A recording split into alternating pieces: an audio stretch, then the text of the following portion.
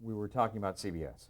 Yes. It is interesting to me that Dmitri Tiomkin wrote a theme for the Wild Wild West that didn't get used. And I'm wondering what you remember or know about that. Well, I was there when it was recorded. It was a nice theme. It's a theme like he wrote for the Westerns. Like Rawhide? Who did the lyric for that? I don't think that was Ned Washington. Washington wrote the Rawhide lyric. Is it Yeah, possible? but that's way before. That's way before. Anyway, it was a nice theme, and I was not to criticize or use it or don't use it because the producer had the choice, and it was, let's say, at least adequate. Then who brought in Richard Markowitz? That's after me. That was after you? Yeah. Okay. In the season when this came out, we were set to use it. And then I learned actually that the producer had said, I don't want to use that theme, and that settled it. They paid him a lot of money. $7,500 for a theme in those days was a lot of, for just the theme, was a lot of money, plus the cost of the recording, which CBS bore. I think Richard did a very good job with the show. Yeah. I was very pleased with what I heard. What? You know what the SM2 mic is? Neumann? It's a great stereo microphone. Let's continue with CBS. Okay. In that year that you served as executive music director, did you write much music for? No. You didn't. Wrote about 10 minutes or 20 minutes for Gilligan's Island for a whole series, but I did write a very important show. That was nice. Let's talk about that. Okay. There's a Rawhide 2-part episode called Damon's Road. All right. Now, Rawhide had been sort of going downhill in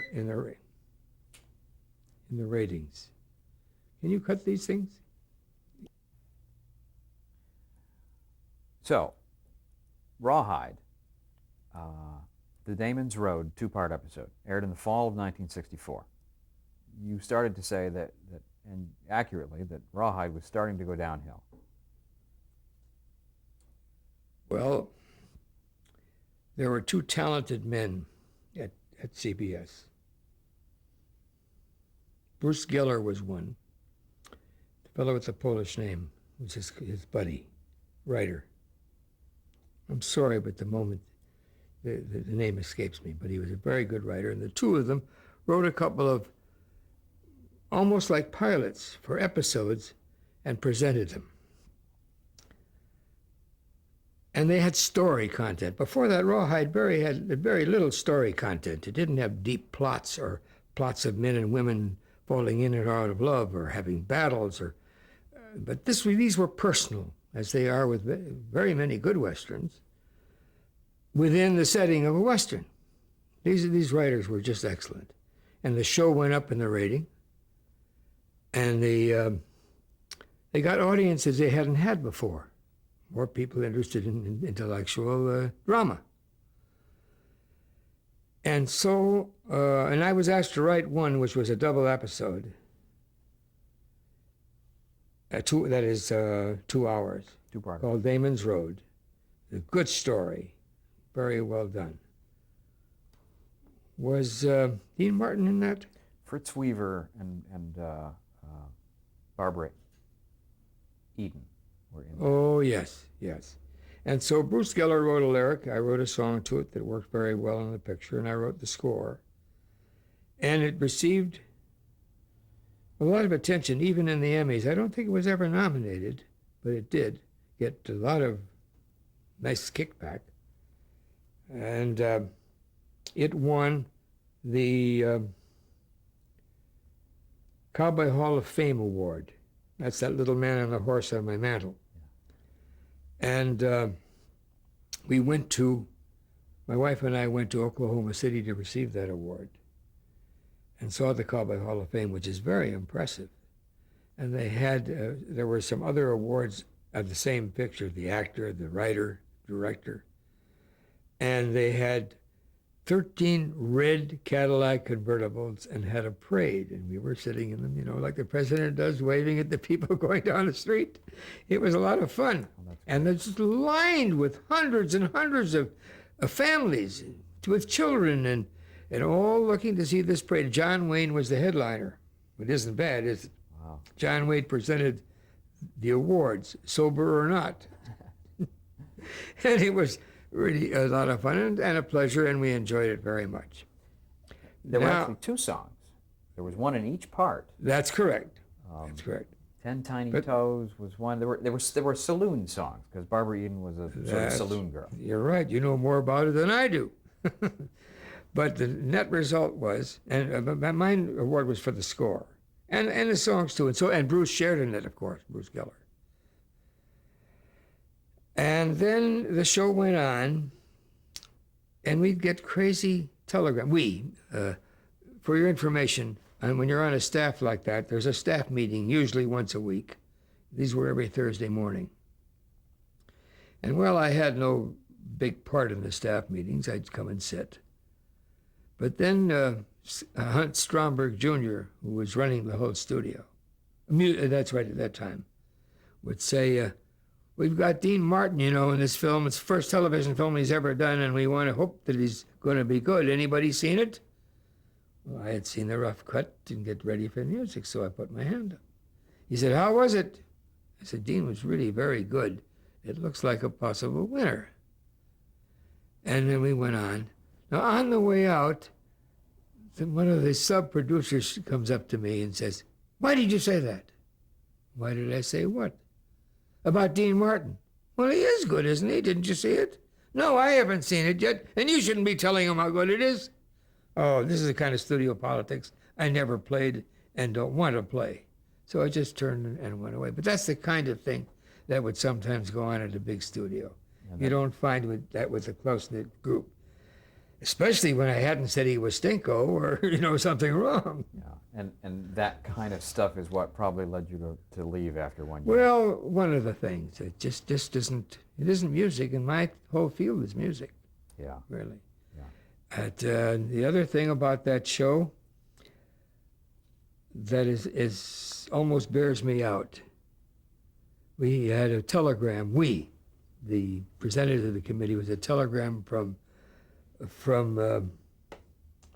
New York, and it said, how come the shows are so dark? So dark?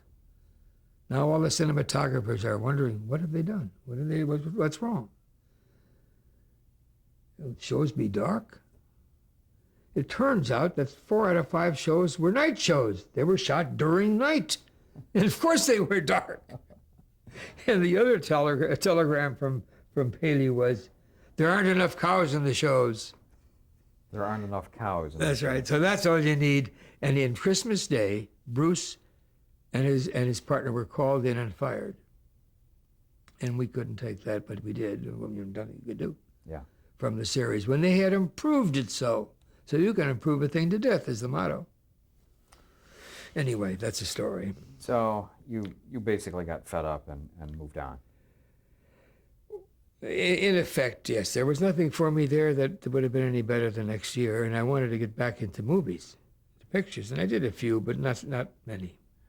When you left CBS in 1965, did you continue on in any capacity in television at all? In television, no.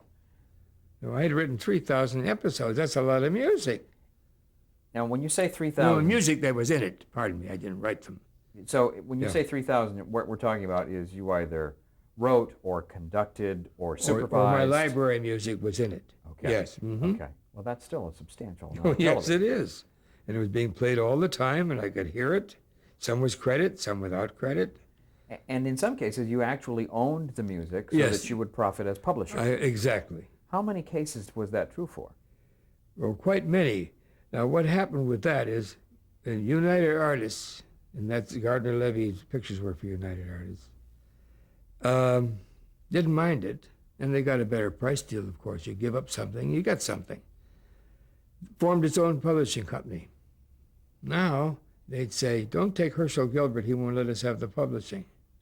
So obviously I dropped it. You're not going to fight a studio like that. Hank Mancini at Paramount couldn't get publishing. Right. Because Paramount's a very strict type of station. They'll give him another $10,000, but they won't give him publishing. Right. So as things changed, and in the later pictures, of course, I got no publishing, or a portion thereof, depending on how you bargained for it. There were a couple of 4-star I think, shows, maybe I should say Levy Gardner Lavin shows that went on, Oh, like the Big Valley. that's right. Did you contribute any music to the Big Valley? They used some of my music for it out of the library. Okay. But basically, no, George Dooning is the one I recommended. They hired him. At the Barbara Stanwyck show, we called it. Right. And I couldn't have done it. No way I could do it because I was too busy with the other things. Yeah. But you recommended George Dooning for that Oh, show. yeah, and he did a very good job. And it's a marvelous And score. I'm surprised it's not on it, especially with Barbara Stanwyck, star like that. There must be some reason we don't know about. That's not playing the circuit, so to speak. I think I need to start a new television network. And we're going to play all these great old shows like Burke's Law and the Big Valley. Well, I hope you have a good backer. But so some of your music was in the library and was used Yes. on the Big Valley. When they needed a cue of a special kind, the editors would know it, the composers working on the show would know it, and they'd grab for what they knew. And what about Honey West, which Joe Mullendore? He did most of that. Yeah. And they used some library, but he actually composed most of it. He was a very good composer. Did you recommend Joe, or was Oh, he? sure. He had been working for me for years, and then he had a series at Fox. He did some of the Twilight, Fox, and had a whole album out on it. Mm-hmm. And one other series, like Arthur Morton did when Morton did the kid show at Fox. Oh, The big show. you mean like the Waltons? Yes, exactly. Yeah. But Arthur liked working with me better than that. What was your last assignment in television then? The CBS. It was the CBS Yeah. stuff. Okay. I didn't do anything in television thereafter, except get calls could they use this from the library. Remember, the libraries then did pay me a portion for keeping in their library, and by then, the Mutual library of my cues, he didn't have charge of those. He didn't have the publishing, and he didn't have any say-so on them, except he could use them. So I let other people use it. Just a good business venture. Mm-hmm. Mm-hmm. How long did that stay viable as a library? It's viable to this day, except that I don't think it's being used much. But it's still good music that would work. But But there's others that have taken its place, and new music, and But you did get calls into the 60s for it. oh, sure, that was very good news to me. Okay. So you did a handful of pictures then in the late 60s and early But 70s? none of any distinguishedness, I'm sorry to say. Well, what about that Burt Reynolds picture, Sam Whiskey? Oh, that was Gardner Levy Lavin. Was it? Oh, yes. Oh, that was a fun picture and a fine picture. Okay. At what point did you decide to go into making records? In 1972, wow, a very fine bassoonist and a clarinetist. The clarinetist was Bill Spear, and the bassoonist was a very good friend of Stravinsky and did a lot of Stravinsky music, along with David Raxon. Now, what's his name? Not Don Chrisley. Yes, it is Don Chrisley. Thank you. Okay. That shows you where I am. It's all right. Came to me. I had made a couple of albums with a group at the Wyoming University. I had been a speaker there for ASCAP during the summer, speaking about film music, and found this trio there. It was wonderful. So I was planning to do something on my own and asked them if they'd like to make a record, and let's see if it turns out. If so, I'll release it. And they did. And subsequent to that, Chris Lieb heard it, I guess, and said, look, we'd like to record some Hindemith. In fact, the whole Hindemith. Of course, pardon me. Of course, he had played many of my movie dates, and I knew who he was and how good he was. And he said, you have the microphone. By then, well, let me digress this for a moment. All that recording in Germany, when I finished the whole month of the last time, I'd spent some $40,000 of Dick Powell's money. And I recorded every day in the week, including Saturday and Sunday, in order to get the product out. So the sound department was very happy because August, in all of Europe's a vacation month, I was the only one there and gave them a lot of business. They came to me and said, what would you like? we'd like to give you a present. Well, I had learned from the mixer, I wonder why we were getting that marvelous sound, big symphonic sound, with a microphone 20 feet behind me. And it was so poised, it would cut an oboe in this chair next to a flute, and you hear just, not ping-pong stereo, but very subtle stereo through it. So I said, well, I'd like one of those microphones. So they gave me at cost a $126 microphone, which is now worth $10,000. Of this microphone, it's 2 transformers that turn it in and out of phase to give you the stereo and the cable. And I brought it here, except for one trip back to Berlin for overhauling it. I've used it in all of my recordings. It has a clean, clear sound. It's a cardioid pickup in one mic and an omni figure 8 in the other, and then by phasing is how you get your stereo. What was the manufacturer? Neumann. It's a Neumann. Dr. Neumann was the man who made the mic. And I took it around to the studios, took it to Goldwyn, and I would put our microphone on an Ampex tape recorder, and then and we recorded on a 1/2-inch tape. And we'd do a stereo left and right with the microphones from the studio. And everyone who heard the studio was a binaural because there's no stereo in television at that time. Right. And ours was a stereo on left and right. And we'd A-B them, play one and cut to the other and back and forth, and there was just no comparison. They said the brilliance of a recording microphone. And I use it either in concert with others, but you can't raise it and lower it, meaning if you want the guy to play soft, he's got to play soft. Right. So, getting back to the record labels. So then the record company grew little by little. We were the only one with the Hindemith anthology. What did you call your label?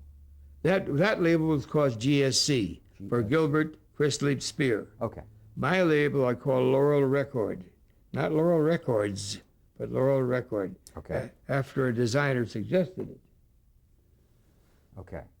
And Laurel continues to this day. Oh, yes. Laurel is doing very well in that, not so much financially, because very few people buy music by American chamber music composers. But some do. There's a certain clique that does, enough to keep us sometimes in the black. And so you've been doing this for now almost 30 years. That's right. And how many records would you say you've produced in that period of time? About 60 or 70, of which we now have 50, because then we changed, when it changed to digital, even though the sound of digital isn't as good as analog, we had to change it to stay in the market. Of course. And then I also got some imports from Europe through a person who came to me, and his father is Rudolf Barshai, a well-known conductor who founded the Moscow Chamber Orchestra, and brought me tapes of his that he had recorded, excellent recordings. And I took them, one is the last recording of Richter, one of the 10 greatest pianists in the world.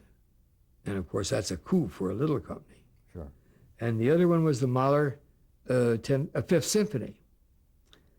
Well, I made a separate label for that called the 900 series. It's all in Laurel Record.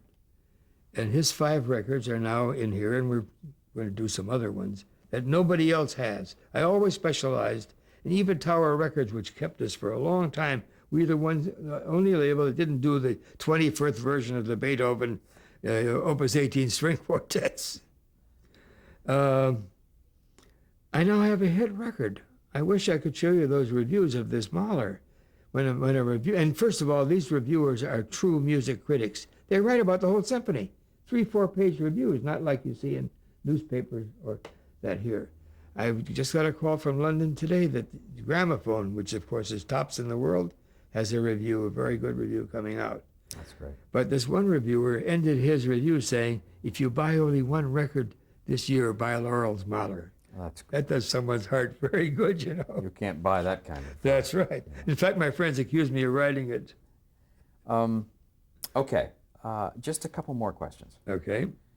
To take you back to the 50s for a minute, Mm-hmm. a lot of people in this town were affected adversely by the blacklist. Were you at all affected by it? And if not, did you have friends who were? Oh, I had friends who were.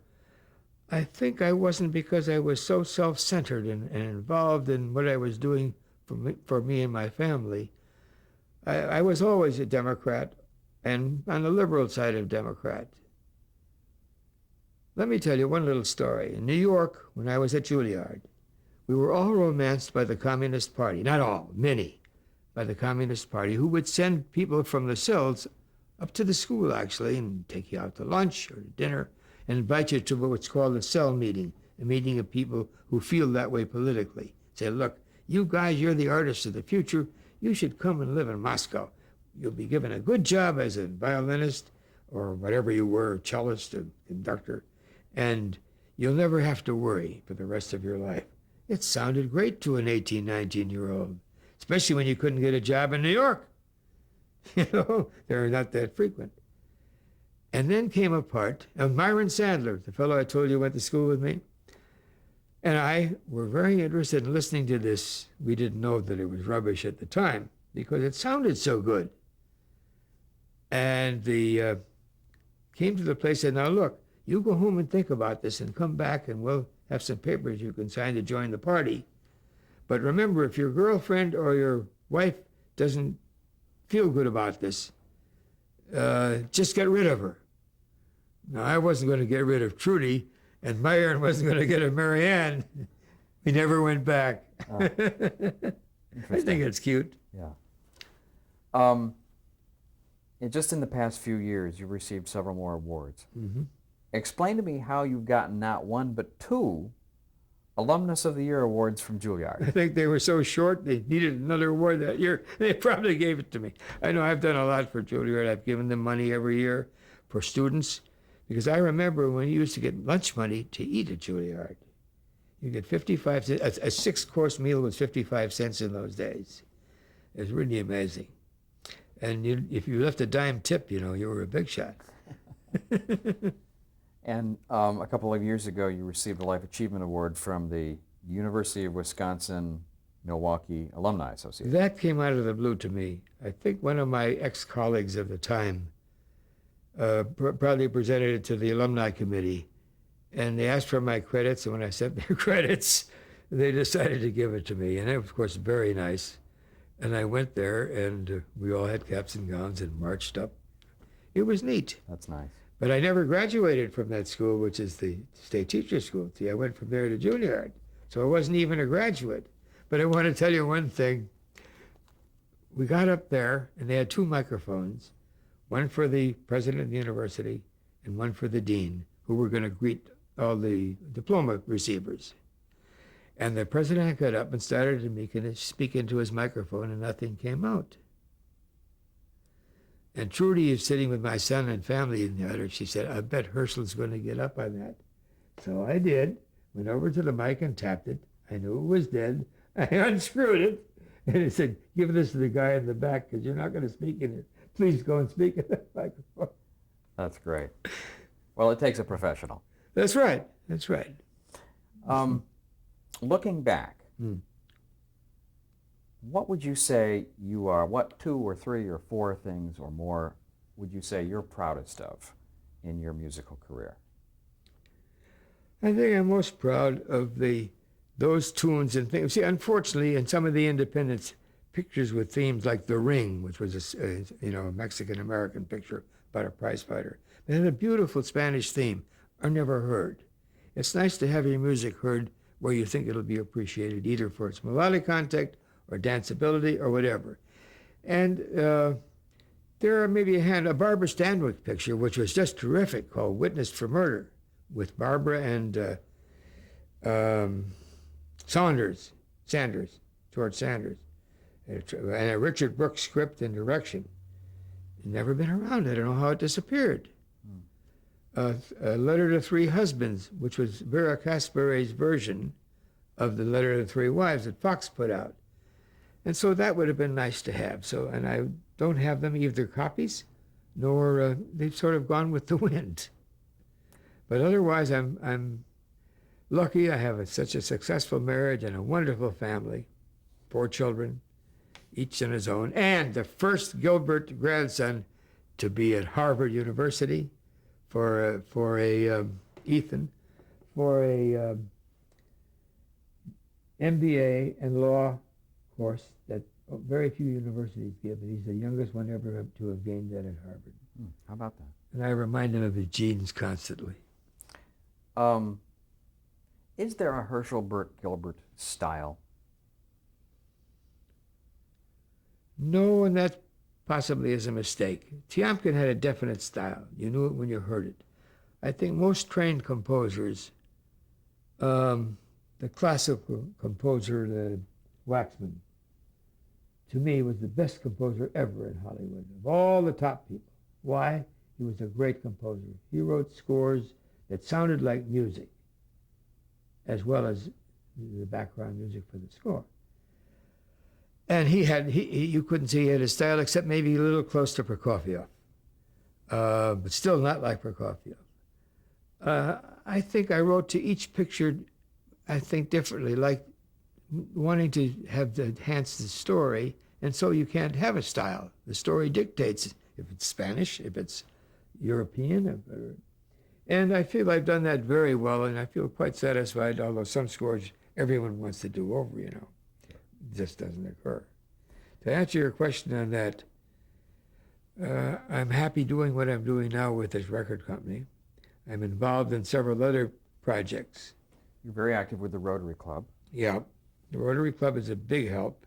Also, we've started with the Rotary Club every year now a competition where the music students from the various high schools come and play for their individual Rotary Club. The winners are sent to me where we have a finals, and they all play in an afternoon or an evening, and the finals get scholarships to various universities. They're small now, 2,500, 1,500, and 1,000. I hope to double and triple that by going to Norris and other places and getting more money.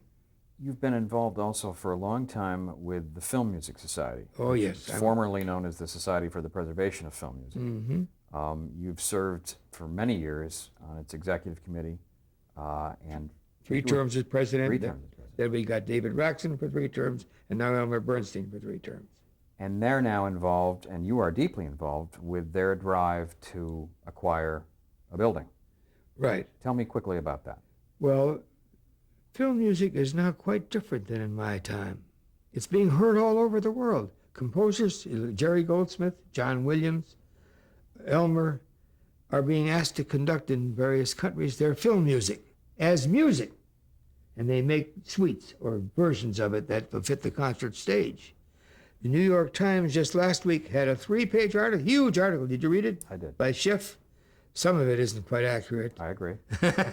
But on the other hand, it says it all. It says, now this is a different kind of music and people are liking it and they're going to hear it. And I think it's time that we build in Hollywood, right near the Oscars, a film music museum where this music can be heard, where especially youngsters can go in, sit in a booth, turn the music off, turn it on, hear how it sounds with and without it, and there'll be docents or some composers who will spend time showing them. It'll give you a whole different light on the value of that music. And I think that's a very good legacy. All of us are involved in it. I've already been to see John Williams, who loves the idea. We have a booklet on it and a rendering. So you're now in the middle of a fund drive to make this Well, happen. we aren't fundraisers, but a producer friend of mine recommended a man who has terrific success in raising millions of dollars, which is beyond my scope. But you need millions of dollars for a museum. And he thinks with what we have to offer, over a period of a couple of years, he can have enough to do that. So for a very modest fee, he's come on board, and we're trying to interest parties like Spielberg, who now has the booklet, like Clint Eastwood, who's very interested in music, and other such producers, or not just necessarily producers or directors, but rich people. Okay. And that's his job. And I tell you, in 2 or 3 years, you're going to see it. Okay. Well, I think we're set. Thank you so much, Herschel Burke Gilbert. Thank you for allowing me this chance to tell my cares to the world.